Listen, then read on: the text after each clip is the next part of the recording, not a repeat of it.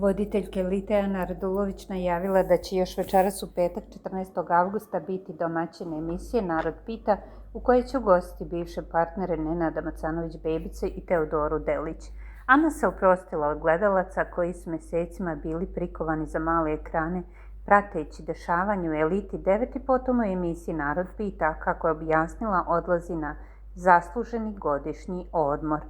Voditeljka je odmah istakla da se ubrzo vraća u studio i to već 5. septembra kada je najavljen početak jubilarne Elite 10. Podsjetimo, pre nekoliko dana se i voditeljka jutarnjeg programa Pink televizije oprostila od gledalaca na neko vreme. Jovana Jeremić je tom prilikom naglasila da ona ne ide na odmor, već da ima neodložene obaveze, kao i da će se ubrzo vratiti i nastaviti tamo gde je stala.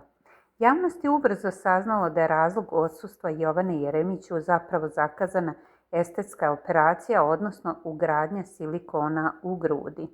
Jovana Jeremić operisana je juče 13. septembra u jednoj privatnoj klinici na Novom Beogradu, a nakon intervencije se oglasila.